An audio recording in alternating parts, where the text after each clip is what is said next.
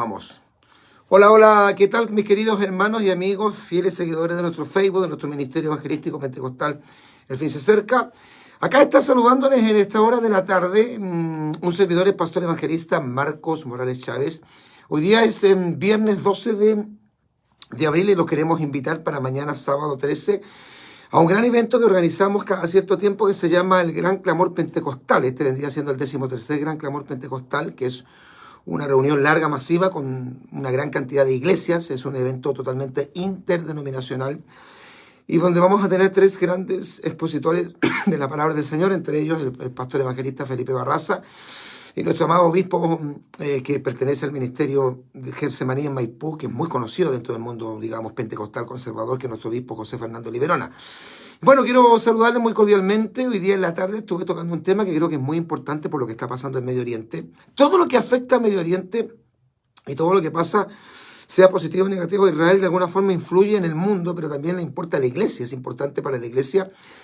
Y bueno, todos estamos al tanto de que el año pasado, parece que algunos en realidad parece que se han olvidado, pero sabíamos o sabemos que Israel todavía mantiene un conflicto de alta magnitud contra un grupo terrorista que lo atacó. Uno de los grandes grupos terroristas islámicos contrarios a Israel o antisemitas se llama Hamas.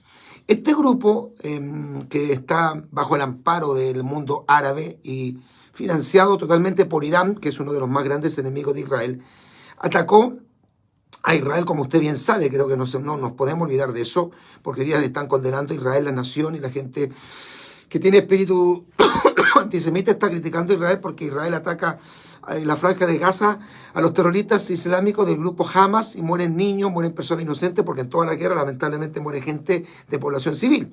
Pero se olvidan que fue una masacre lo que cometió un grupo de terroristas islámicos el día sábado 7 de octubre del año recién pasado, cuando a eso de las 5 de la mañana creo que fue, entraron a territorio israelí a través de la franja de Gaza, que está en la parte sur del país de Israel, que es muy pequeño. La franja de Gaza de hecho pertenecía a Israel. Israel la entregó en su autonomía en 2005. Ahí entraron más de 3.000 milicianos terroristas que en poco más de 5 horas mataron cerca de 1.200, algunos hablan hasta de 1.300 israelíes, algunos extranjeros también, y la mayoría de ellos obviamente eran población civil. Adolescentes, jóvenes, mujeres que fueron violadas, gente que fue quemada, niños que fueron matados, masacrados, quemados, masacrados y además degollados. Lo que hizo ese grupo terrorista al principio expuso, ¿no es cierto?, al mundo islámico y especialmente a estos grupos terroristas en una especie de condena mundial, pero a las pocas horas se olvidan lo que pasó, porque Israel tuvo obviamente que defenderse.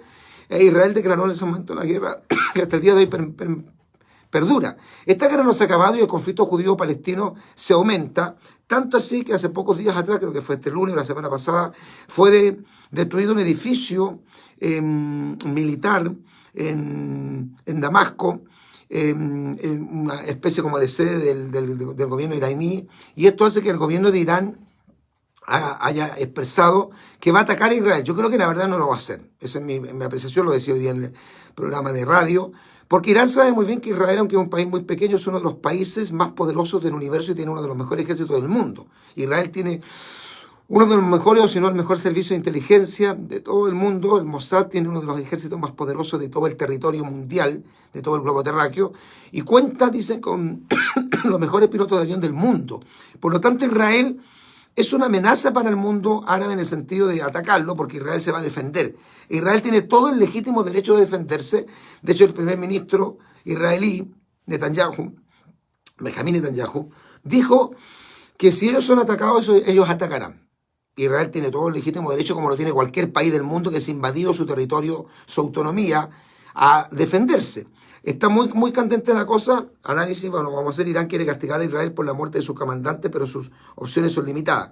Leo: 7 funcionarios iraníes, incluidos 2 comandantes militares de élite, murieron el lunes en un ataque aéreo contra el complejo de la embajada iraní en Damasco, que se cree ampliamente que fue obra de Israel. Hasta el momento Israel no lo ha reconocido. De hecho, fíjese que Irán estaba presionando a la ONU, a la Organización de Naciones Unidas, para que ésta dijera abiertamente que los responsables de este ataque eran justamente los judíos, y esa era la única forma que Irán aparentemente no actuaría en contra de Israel. ¿Dónde está este gran conflicto, este gran problema? Que si Irán ataca desde Irán a Israel, no lo hace a través de grupos subversivos terroristas que uno no sabe bien dónde están perpetrados. Israel tiene todo el legítimo derecho de defenderse y de atacar a Irán. O sea, emergería se crearía una guerra santa entre Israel e Irán. Y alguien por ahí en Irán, un personero importante de Irán que dice que le tiraron las orejas por este dicho, había expresado que si Israel ataca a Irán, en respuesta a los ataques de Irán hacia el territorio israelí, Irán no duraría ni 24 horas. Recuerde que Irán es el gran enemigo. Bueno, Israel está rodeado de enemigos, el Líbano, Egipto, ¿no es cierto? Está en Jordania, Irak, Irán, pero Irán es el gran enemigo. De hecho, se sabe que Irán está creando, dice que está muy avanzada, la creación de una bomba nuclear. Cuando Irán invierte estos millones y millones de dólares, pero es una cifra impresionante, de exorbitante dinero, no le interesa que su población se muera de hambre. Es tanto el odio que están creando una bomba nuclear contra Israel. Lo han dicho. El presidente de Irán no ha tenido empacho en decir que Israel es el gran problema del Medio Oriente. Incluso los enemigos de Israel ven a Israel como un cáncer que tiene que ser extirpado. Y se va a cumplir el Salmo 83. Va a llegar un momento en que los grandes enemigos de Israel se van a unir todas las naciones antisemitas del mundo, y se cree que van a estar incluidos los ejércitos del anticristo, y se van a levantar contra Israel con el único objetivo de destruirlo, porque volvemos a repetir, el propósito de los antisemitas o de los pueblos que viven alrededor de Israel, los enemigos de Israel, el mundo árabe, no es debilitar a Israel, tampoco es que los israelíes abandonen su país, lo dejen supuestamente en manos de sus originarios, ¿no es cierto?, digamos, señores de la tierra, los verdaderos, según ellos dicen, dueños de la tierra, porque dicen que Israel es un país invasor, que invadió estos territorios, que los ocupó a la fuerza, que mató gente para apoderarse de los territorios, y se olvidan que fue la misma Naciones Unidas que le entregó 14.000 kilómetros cuadrados de territorio después de la Segunda Guerra Mundial, y el 70% de toda esa zona que le entregó la Liga de las Naciones, ahora llamada la ONU, era desierto, y que Israel llegó a un desierto, y que Israel hizo florecer el desierto, y que cuando Israel estaba recién comenzando, hubieron 4 grandes guerras de los muchos conflictos que han tenido, y todas estas 4 guerras, las grandes 4 guerras que conoce o relata la historia, fueron iniciadas por el mundo árabe. Coaliciones árabes se unieron para destruir Israel. De hecho, la primera guerra fue en el año 48, estaba recién en pañales Israel, gestándose, naciendo como nacieron un bebé. Y el mundo árabe atacó a Israel, y esa guerra del 48, que se llama la Guerra de la Independencia, la ganó Israel. Y vino una segunda guerra, pocos años después, creo que se llama la del Líbano, la del 56, que también la comenzó el mundo árabe. Eso no lo puede negar porque usted lo puede encontrar hasta en la Wikipedia, en Google la puede encontrar. Todo este conflicto, a grosso modo, lo puede encontrar, si lo quiere ver desde una perspectiva más objetiva, en la Wikipedia. Y dice que fue el mundo árabe el que nuevamente atacó a Israel. Los entendidos en los temas bélicos decían que no había dónde perderse de quién iba a ser el ganador. Pero el ganador no fue quien se esperaba, que los ejércitos árabes iban a destruir y hacer pedazo a Israel. Y esa guerra del 56 la ganó Israel. Y la más emblemática de todas las guerras, como yo siempre digo, fue la guerra de los 6 días, donde Israel no solamente fue atacado por el mundo árabe de una forma sorpresiva, sino que Israel en 6 días, venció, desarticuló completamente los ejércitos árabes, y no solamente eso, recuperó la parte este de la ciudad de Jerusalén para cumplir una profecía extraordinaria, que es que Jerusalén estaría hollada por los gentiles hasta que el tiempo de los gentiles sea cumplido. Y ese lugar es muy específico en la profecía bíblica y en el interés del pueblo judío, porque ahí es donde los judíos deben levantar sí o sí el tercer templo, que es donde está la colina de Moriah, la mezquita de Omar, donde está ahí el muro del lamento, toda esa zona que es de Israel, pero la administra el mundo árabe porque Israel, por razones diplomáticas, lo ha permitido, es donde se debe levantar el tercer templo, donde los judíos creen que tiene que venir el Mesías. Ellos esperan a su Mesías, y para eso tienen que tener la casa de Jehová, el templo, el tercer templo, listo. Por lo tanto, esa guerra la ganó Israel. Y hubo otra guerra que ocurrió hace un poquito más de 50 años atrás. En octubre del año 73, justamente, fue la guerra de Yom Kippur, que la ganó también Israel. Y cuando Israel estaba conmemorando los 50 años de la guerra de Yom Kippur el año pasado, fue cuando comienza este conflicto entre Israel y este grupo subversivo Hamas. Se decía hace poco ahora que ya Hezbollah, que está en la parte, entiendo, sur del Líbano, que es más poderoso este grupo terrorista que Hamas, estaría también enviando misiles, atacando con misiles a Israel. Esto complica mucho, podría perfectamente desatarse una guerra muy grande, sin precedentes, donde hipotéticamente, pensando en todo este conflicto, las posturas que tienen las grandes naciones, hasta el momento Estados Unidos es aliado de Israel, hasta por ahí nomás, porque el presidente actual de Estados Unidos, Biden, no es muy simpatizante de Israel, porque él es demócrata, no republicano, pero ahora se decía que hubo una expresión, digamos, oficial del gobierno británico de que si Irán ataca a Israel sería totalmente contraproducente e inaceptable, por lo tanto estaría Inglaterra, Francia, Italia y creo que hasta Alemania apoyando hasta este momento a Israel. Pero recordemos que según la profecía bíblica ellos también lo van a dejar solo. Va a llegar un momento en que según la escritura, el cronograma escatológico, Israel tiene que quedar absolutamente solo, abandonado de sus más grandes aliados y expuesto a la destrucción total del anticristo al final del periodo de la gran tribulación. O sea, está candente el asunto en Medio Oriente. Yo no quiero con esto ser sensacionalista porque usted sabe que yo no trabajo de esa manera, no posteo de esa manera, no tengo ese concepto de crear en la gente un morbo, ¿no es cierto?, un miedo, un temor infundado para nada, pero sí. Todo lo que pasa en Israel le compete al mundo entero, no solamente en un aspecto político, social, sino que también bíblico y profético, porque el mundo o la historia del mundo nace y se origina en Medio Oriente. Y la historia del mundo termina en Medio Oriente. Bendito sea el Señor. E Israel, le guste o no le guste a usted, y lo acepte o no lo acepte, quien quiera no aceptarlo o aceptarlo, allá usted, si lo cree o no.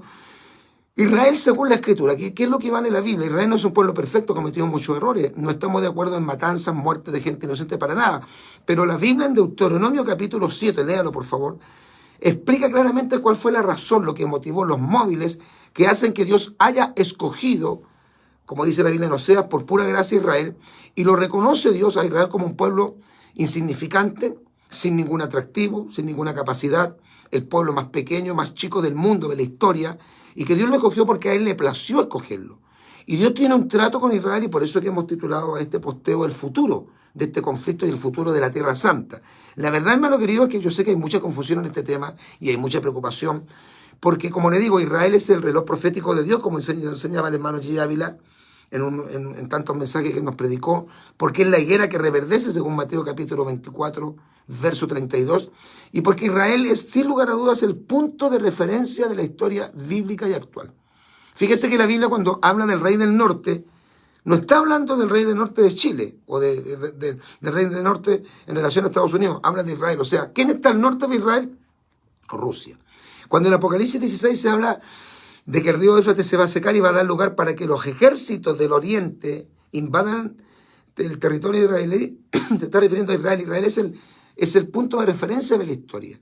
Israel es un pueblo que está rodeado de naciones paganas, impías, y es la única democracia de Medio Oriente. Porque en los países como Irán, como Irak, Transjordania, el Líbano, no hay libertad religiosa. Yo decía hoy día en la radio, en mi programa de radio, no puede usted, hermano, ir y ponerse a hacer un punto de prédica, hacer un lunes de victoria, hacer una campaña evangelística, hacer evangelismo en países como Kuwait, por ejemplo, en países como Irán, como Irak, porque ahí no hay libertad religiosa. Ahí la religión oficial es el islamismo. Por lo tanto, tenga cuidado usted en lo que dice y en lo que habla, porque usted debe conocer bien la historia. Muchos dicen que incluso el conflicto judío-palestino tiene origen cuando los judíos regresaron a Tierra Santa en el 47 y se establecieron, digamos, oficialmente hubo un reconocimiento de parte de la ONU de que existía el moderno Estado de Israel el viernes 14 de mayo del año 1948. En esa ocasión, pasada 3 años después de la Segunda Guerra Mundial o de acabada la Segunda Guerra Mundial, el entonces primer ministro israelí David Ben Gurión leyó el acta de independencia del moderno Estado de Israel y enseguida el mundo árabe le declaró la guerra. Hasta el momento los árabes no reconocen a Israel como un Estado, digamos, genuino. Dice que son invasores, que ellos son genocidas, que ellos invadieron territorio, que ellos son asesinos, como que los palestinos fueran la gente más tranquila del mundo. Ahora, ¿cómo termina el conflicto? Porque fíjese que los expertos en este tema, yo no soy un experto, entiendo mucho el tema, pero no soy un analista de conflictos bélicos, pero los que son analistas, personas del mundo secular, dicen que de todos los conflictos actuales que hay en muchas partes del mundo y los que han habido durante estos largos 6.000 años de historia humana, este es el conflicto más complejo de todos los conflictos que hay, porque aquí está relacionado no solamente un tema del petróleo, un problema económico, territorio, un tema racial, sino que un tema religioso. O sea, hay muchas aristas. Este conflicto árabe-israelí o judío-palestino, como algunos le llaman, en realidad no tiene solución. Según los expertos, no tendría solución. Por eso cuando aparezca el anticristo, él va a hacer algo que aparentemente nadie ha podido hacer. Ni Bill Clinton, ni George Bush padre, ni George Bush hijo, ni Donald Trump. Nadie ha podido lograr una paz, una especie como de pacto perpetuo que garantice la paz en Medio Oriente. ¿Y por qué Israel no puede tener paz? Cuando fíjese que su capital religiosa, porque la capital política es Tel Aviv, pero la capital religiosa de Israel es Jerusalén, y Jerusalén viene de dos términos hebreos, que es Jerú, Shalom. Jerú es ciudad y Shalom es paz, o sea, ciudad de paz. Y lo que menos ha tenido en Jerusalén es paz. ¿Y por qué Jerusalén no tiene paz? ¿Por qué Israel no tiene paz? ¿Por qué Israel se tiene que estar siempre peleando con sus vecinos? ¿Por qué hay tanto espíritu antisemita en el mundo árabe? ¿Por qué incluso este espíritu antisemita ha reproducido en Occidente? Y es porque el pueblo judío, la nación de Israel, cometió la gran torpeza, la mala decisión, metió la pata y rechazó a su verdadero Mesías. Por eso, cuando venga otro en su nombre, recibirán al que viene en su propio nombre. Eso dijo Cristo. Yo he venido en el nombre de mi Padre, les dijo a los judíos, y no me habéis recibido. Otro vendrá, el anticristo, en su propio nombre, y a ese recibiréis. En San Juan capítulo 1, versículos 11, 12 y 13, cuando habla acerca de la adopción de nosotros como hijos de Dios, dice la Biblia que Jesucristo, el Verbo, se hizo carne, y Él vino a los suyos, y los suyos, o sea, los judíos, Israel, no le recibieron. Lo rechazaron. Y le dijeron a Pilato, la sangre de este justo sea sobre nuestros hijos y nuestra descendencia. Ah, entonces ahí está la clave. Los judíos metieron la pata. ¿Por qué no tienen paz si su propia capital espiritual llamada Ciudad de Paz, Jerusalén, dice eso, paz? ¿Por qué? Porque rechazaron al príncipe de la paz. Porque Israel tiene que vivir momentos muy tormentosos, muy tortuosos todavía. Y cuando ocurre el rapto, el arrebatamiento, y el Señor levanta a su preciosa iglesia y la saque de acá, de la tierra, la lleve al cielo, comenzará para Israel un periodo aún peor que el que está viviendo ahora Israel, de mayor inseguridad, de mayor zozobra. Los primeros 3 años y medio serán aparentemente buenos para Israel, pero los últimos 3 años y medio, después que el anticristo cometa lo que dice la Biblia en Mateo 24, versículo 15, la abominación desoladora, lo que habla Daniel capítulo 9, verso 27, que a la mitad de la semana romperá el pacto. El anticristo se saca la careta de pacifista, de amante de Israel, de buscador de la paz, y va a comenzar una persecución horrible, feroz, traumática, espantosa en contra de Israel para cumplir el capítulo 12 de Apocalipsis.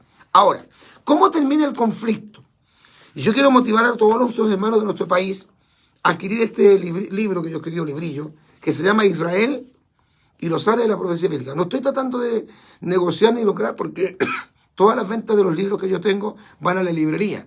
Y de hecho, prometí regalarle, y se lo he regalado a una gran cantidad de hermanos que son del extranjero. Los que son de nuestro país lo deben adquirir. No es un libro caro, pero es buenísimo. Y se llama Israel y los árabes en la profecía bíblica, donde habla justamente de este conflicto. Y pareciera que nadie tiene la respuesta, porque tampoco la tengo yo, no la tiene usted, no la tiene ningún analista político, lo tiene la Biblia. La Biblia dice cómo terminará este conflicto. ¿Cómo acaba el conflicto judío-palestino o árabe-israelí según la profecía bíblica? Y es penoso para algunos porque a lo mejor algunos que odian a Israel y quieren la destrucción de Israel, y para los mismos naciones antisemitas, les tengo una muy mala noticia. Para ellos, Israel no va a ser destruido. ¿Y por qué, pastor? Porque Dios no lo va a permitir. No porque estén aliados a Estados Unidos y hoy día a Gran Bretaña, a Italia, a Francia, a Alemania, no. Aquí está en este libro, o librillo, el futuro de Israel y de la Tierra Santa. Aquí está. Adquiéralo. Adquiéralo todos los que son de nuestro país, lo tienen que adquirir. Los que son de otros países, a lo mejor, si usted me dice que es de otro país, en mi WhatsApp está la respuesta para poder usted enviarme la solicitud. Yo se lo puedo regalar a los que son de otro país, a los de Chile lo tienen que adquirir. No olvidemos algo importante en relación con la existencia de Israel. Dios ha preservado la vida misma de un pueblo al que ha prometido preservar hasta el final de los tiempos. En Levítico, capítulo 26, versos 40 al 45, dice: y aún con todo esto, estando ellos en tierra de sus enemigos, yo no los desecharé, hablando de Israel, ni los abominaré para consumirlos, invalidando mi pacto con ellos, porque yo soy Jehová su Dios. Antes me acordaré de ellos por el pacto antiguo, el que hizo con Abraham, Isaac y Jacob, cuando los saqué de la tierra de Egipto y posteriormente a través de Moisés en el Sinaí, a los ojos de las naciones para ser su Dios. Yo, Jehová, es como que firma Dios. Gloria al nombre del Señor.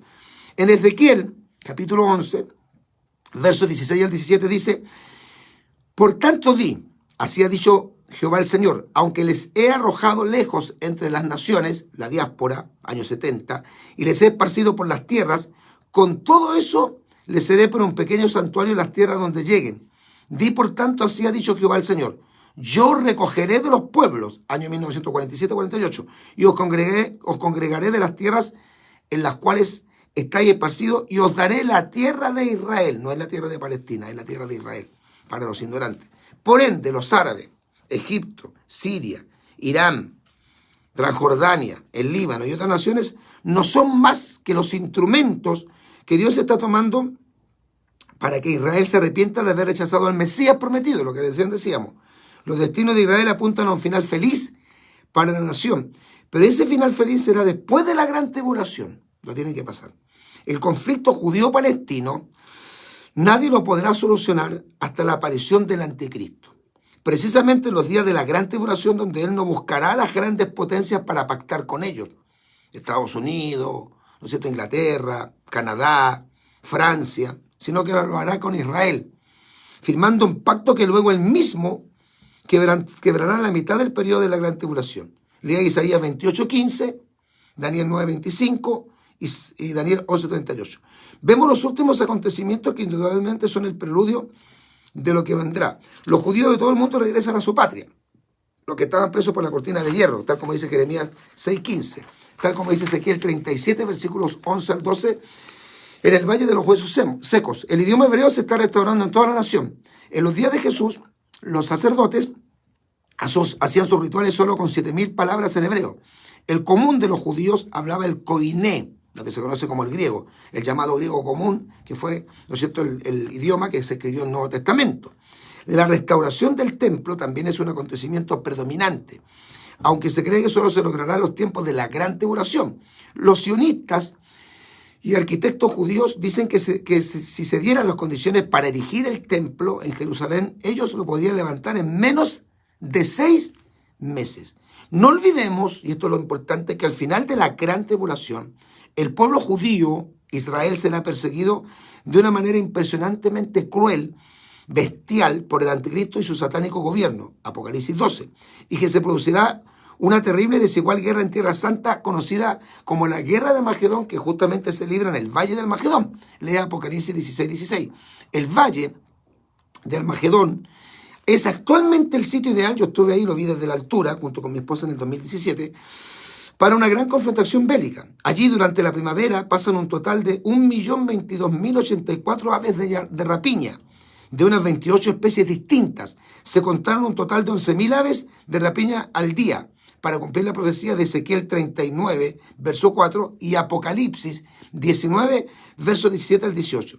Se está restaurando la llamada adoración en el templo. Se cree que en la mitad de la gran tribulación, cuando Israel deba huir al desierto debido a la feroz persecución del anticristo, Apocalipsis 12, del 1 al 6, Rusia, el rey del norte, invadiría Israel, aunque algunos piensan que la ex Unión de República Socialista Soviética renunció a sus afanes expansionistas. Pero hay una profecía muy clara en el capítulo 38 de Ezequiel, básicamente los versículos 13 al 15. Junto a ello habría muchos aliados: Turquía, Irán, el gran enemigo actualmente de Israel, Libia y Sudán, Gomer y todas sus tropas, la casa de Togarma, de los confines del norte, y todas sus tropas, muchos pueblos contigo. Prepárate y apercíbete, tú y toda tu multitud que se ha reunido a ti, y sé tú su guarda. De aquí a muchos días serás visitado. Al cabo de años vendrá la tierra salvada de la espada, dice Ezequiel 38, versos 6 al 9. Las naciones de todo el mundo pelearán contra Israel, y entre ellos las naciones más representativas del mundo árabe, los grandes enemigos de Israel, la Liga Árabe. No olvidemos que Dios juzgará a todos aquellos que le hayan afligido, según Zacarías 2:8.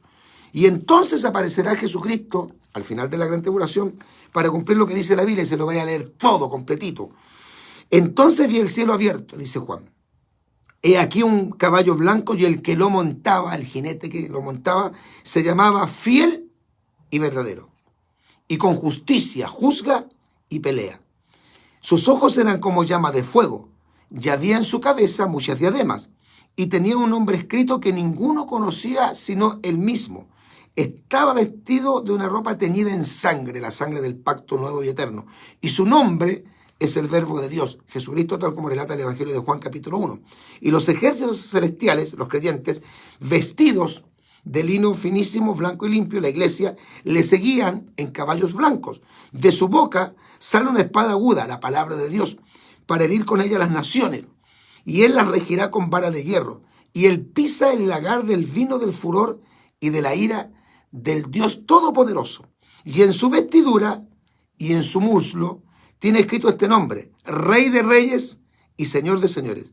Y vio un ángel que estaba en pie en el sol y clamó a gran voz diciendo: a todas las aves que vuelan en medio del cielo, hace un llamado: venid y congregaos a la gran cena de Dios, para que comáis carne de reyes y de capitanes, y carnes de fuertes, carnes de caballo y sus jinetes, y carne de todos, libres y esclavos, pequeños y grandes.